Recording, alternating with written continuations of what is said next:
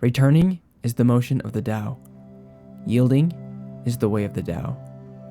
The 10,000 things are born of being. Being is born of not being.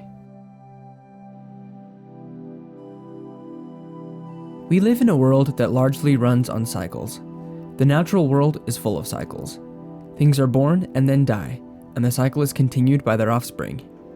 Similarly, we experience cycles in our personal lives.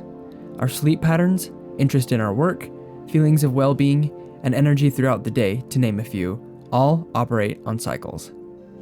Despite a lifetime of evidence that this can never work, we as human beings still try over and over again to abandon the cyclical nature of our lives. We still cling to the belief that we can make the enjoyable parts of our cycles last forever, or that we can banish the less desirable parts for good. We stubbornly hold on, often subconsciously, to the idea that if we just diet better and exercise better, and meditate more consistently, and get a better handle on our sleep, and bring whatever other factors in our lives under our complete control, that we can expect to feel good all the time.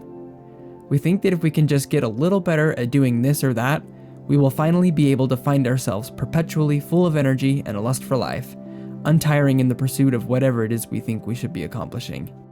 Lao Tzu recognized the futility of these sorts of ideals.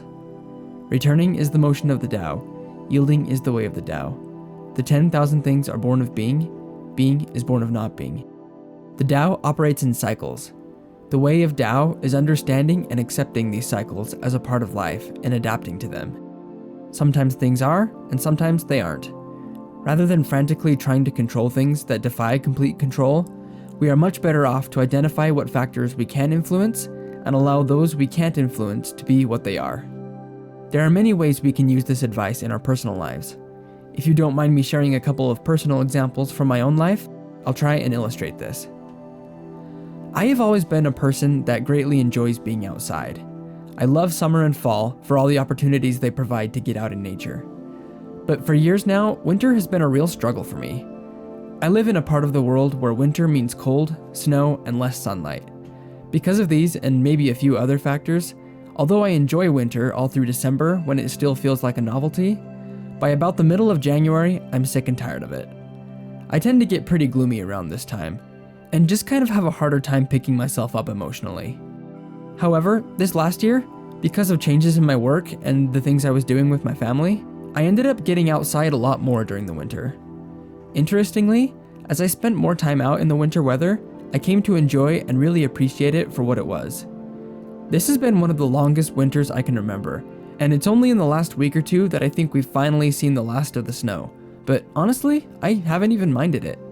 Even though I wasn't really even going about it intentionally, I was able to accept and embrace the season for what it was by getting out into the weather and experiencing what the season made available to experience, rather than just lamenting the absence of summer from indoors. My second example is from when I was studying at university. Now, I suppose it's only fair to make the disclaimer that I'm probably not the person to be throwing around advice on studying, since I did end up dropping out of college myself.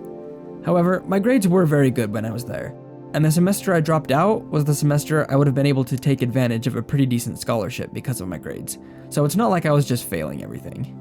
At any rate, this was just something that worked for me, and the whole point of this video is to find the cycles that exist in your own life and adapt to them. So I hope you guys will take this example as an illustration of this principle, rather than as specific advice on how to study. When I was at college, I found I was having problems getting my work done. I worked part-time and was taking a full course load, and I often found myself staying up late to finish my work. However, I noticed that after a certain point in the night, my work became much slower, and I would often have to stay up lengthy amounts of time at night in order to finish what would have taken me far less time during the day. So instead, I started going to bed earlier and waking up early the next morning to finish my work. Between how much better I felt in the morning and the added pressure to finish what was now due in just a couple of hours, I found that I was much more efficient with getting my tasks done, and I felt better as well. Of course, Taoism isn't just about boosting your mood or increasing your productivity. There are cycles in just about all areas of our lives. We start young and grow old. Those we love are born and die, and we eventually follow them. Understanding these cycles can help us to accept them, and accepting them helps us to find peace. If you're interested in talking about these sorts of things, I would really recommend you to join the Discord, where we talk about this stuff all the time, and break down and discuss each chapter of the Tao Te Ching individually as we cover them in these videos. The link is in the description below if you're interested. And as always, thanks for watching, and I will see you all tomorrow for Chapter 41. Peace and blessings.